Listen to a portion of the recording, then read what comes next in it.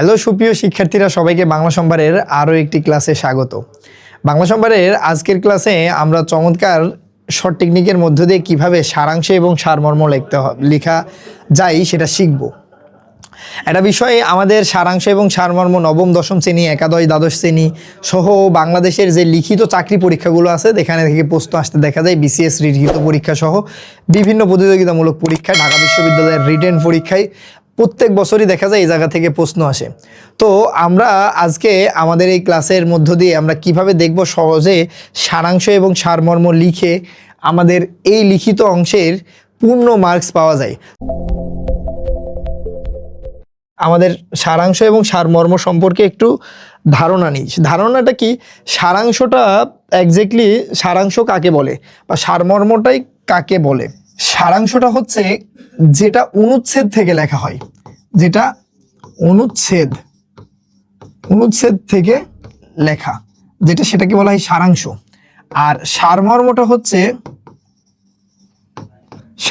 হচ্ছে কবিতা অংশ, কবিতা অংশ থেকে যেটা লেখা সেটাকে বলা হয় কি, সারমর্ম।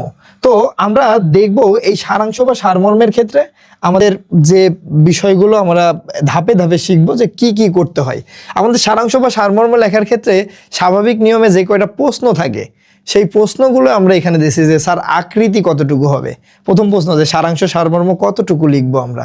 মনে রাখবেন, সারাংশ সারমর্মের নির্দিষ্ট কোনো আকৃতি বা নির্দিষ্ট কোনো মাপ নাই যে আপনাকে এতটুকু লিখতে হবে, এতটুকু লিখলেই আপনি পূর্ণ মার্কস পাবেন, এমন না।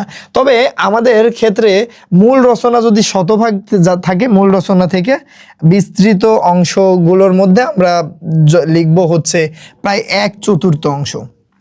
1/4 অংশ লিখতে হবে, 25% বা 9টা বাক্য থাকলে 2 বাক্য 3 বাক্যর মধ্যে শেষ করে ফেলতে হবে, এমন বিষয়। তেমনিভাবে এই অনুচ্ছেদের একাধিক হতে পারে। আমরা যে একটা অনুচ্ছেদই থাকবে এমন না, একটা প্যারা থেকে আরেকটা প্যারা, বা কবিতার ক্ষেত্রে 2টা স্তবক দিয়ে লেখা হতে পারে সারাংশ। তার কারণে কিন্তু আমাদের যখন সারাংশ এবং সারমর্ম লিখব আমরা কিন্তু অনুচ্ছেদে লিখব। সেটা কবিতাও থাকলে অনুচ্ছেদে, আর যদি আবশ্যিক থাকে তা মানে আমাদের অনুচ্ছেদ থাকে তাও অনুচ্ছেদে লিখতে হবে। আর সারাংশে সারমর্মে অনেক সময় কবি সাহিত্যিকরা তাদের অনুচ্ছেদ বা সাহিত্য রচনার ক্ষেত্রে বা কবিতা রচনার ক্ষেত্রে কি করেন, তারা অলংকার, উপমা, রূপক ব্যবহার করেন।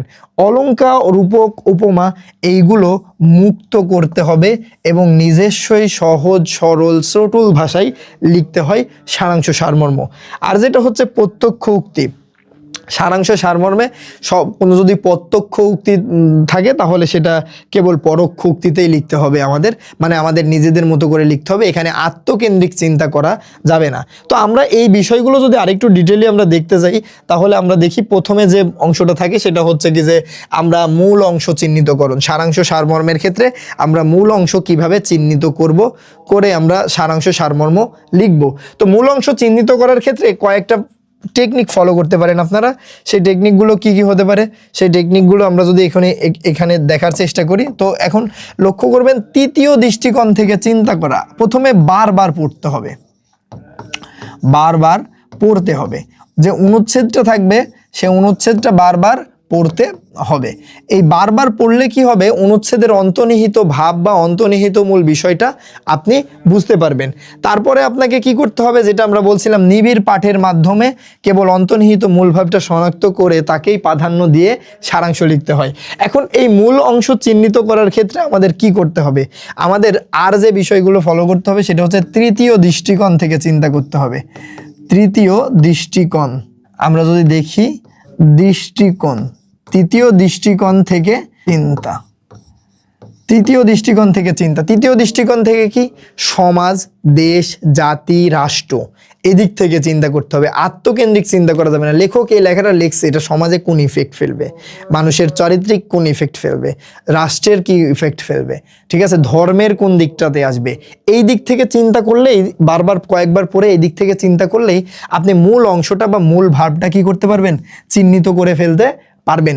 তো তখন মূল অংশটা তখন চিহ্নিত করতে পারবেন, আর মূল অংশের এক্স্যাক্টলি এটা, আর মূল অংশের প্রধান ভাবকে বিস্তৃতি দেওয়ার জন্য আনুষঙ্গিক বিভিন্ন অংশ সাহিত্যিকরা লেখেন। তো আপনাকে মূল অংশটা চিহ্নিত করতে হবে কি তৃতীয় দৃষ্টিকোণ থেকে চিন্তা করে, বা তৃতীয় দিক থেকে চিন্তা করে, সেটা সমাজ, রাষ্ট্র, ধর্ম, মানবতা কেন্দ্রিক চিন্তা করা। তার মানে আমাদের মূল অংশ চিহ্নিত করার মূল কনসেপ্টটা আমরা এখানে বুঝতে পারছি। তারপরে আমরা 2 নম্বরে যেটা দেখি সেটা হচ্ছে কি যে গঠন কাঠামো, যেটা আমরা শিখে ফেলছি যে একটি মাত্র অনুচ্ছেদে সারাংশ সারমর্ম সবসময় লিখতে হবে। এটা হচ্ছে কি যে মূল অংশে থেকে 1/4 হইতে পারে, কখনো এক বাক্যেও সারাংশ সারমর্ম হয়ে থাকে। কিন্তু মূল বিষয়টা যদি আপনি একটি বাক্যের মধ্যে স্থির করতে পারেন তাহলে আপনার সারাংশ সারমর্মের ক্ষেত্রে হবে। যেমন যদি মনে করেন কি যে 9 লাইন থাকে, 9 লাইন থাকে, তাহলে আপনি কি করবেন 3 লাইন 3 বাক্যে লিখবেন, বা আপনি 3টি বাক্যে লিখবেন। এখন তো আপনাদের মধ্যে অনেকে থাকে না বিটকেল, যে স্যার যদি 7 লাইন থাকে কয় লাইনে লিখবো? আপনি একটা সামঞ্জস্য ভাব নিয়ে আসার জন্য লিখবেন। মনে রাখবেন সারাংশ আপনার যত বড় হবে আপনার পরীক্ষায় মার্কস পাওয়ার মানে সম্ভাবনা তত কমতে থাকবে সারাংশের ক্ষেত্রে। পরবর্তীতে আমরা যেটা দেখব সেটা হচ্ছে দেখেন যে ভাষা এবং কৌশল। সারাংশে সারমর্ম যখন কবি সাহিত্যিকরা অনুচ্ছেদ বা কবিতা লেখে তখন তারা বহু ভাষার বাক্য ব্যবহার করতে দেখা দেয়। তাদের কি দেখা দেয়? বাক্য ব্যবহার করতে দেখা দেয়। তারা উপমা এবং রূপকের প্রয়োগ করে, সাহিত্যিক অলংকার তারা ব্যবহার করে। কিন্তু সারাংশে সারমর্মে এগুলোর ব্যবহার হবে না। এগুলো পরিত্যাগ করে এই যে এখান থেকে সেকে স্বর্ণটুকু নিতে হবে। কি নিতে হবে? স্বর্ণটুকু নিতে হবে। নিজস্ব ভাষা এবং প্রাণোজ্জ্বল পরোক্ষ উক্তি। নিজস্ব ভাষা কোনগুলো? যে সহজ সরলভাবে লেখা, বড় বড় বাক্যে না লেখা। এখন আপনি 3 বাক্যে লিখছেন কিন্তু আপনার একটা বাক্যই 3 লাইন, তো তাহলে তো বড় হবে নিঃসন্দেহে। ছোট ছোট বাক্যে বড় করে না লিখে পরোক্ষভাবে নিজের করে লেখা। ভাষার ক্ষেত্রে একটা জিনিস আমি এখানে বলে দিই, সেটা হচ্ছে কি যে যেগুলো ব্যবহার করা যাবে না, উত্তম পুরুষের ব্যবহার হবে না। উত্তম পুরুষের ব্যবহার হবে না, ব্যবহার হয় না, উত্তম পুরুষের ব্যবহার হয় না। তারপরে আমরা যেটা দেখবো সেটা হচ্ছে কি যে মানে সারাংশের ধারাবাহিকতা রক্ষা করতে হবে। যে আপনি সারাংশ খাপছাড়া করা যাবে না, যে মূল রচনার অনেক অংশ গৌণ বলে বাদ দিতে হয়, কিন্তু বাদ দিয়ে যে প্রথম অংশ এবং শেষ অংশটা লিখলেন, মাঝখানের অংশটা লিখলেন না। ধারাবাহিকতাটা রক্ষা করতে হবে সারাংশের ক্ষেত্রে। যেমন এই যে মানে শিকলটা আমরা যেটা দেখাচ্ছি যে ছিঁড়ে গেছে, এমন করা যাবে না।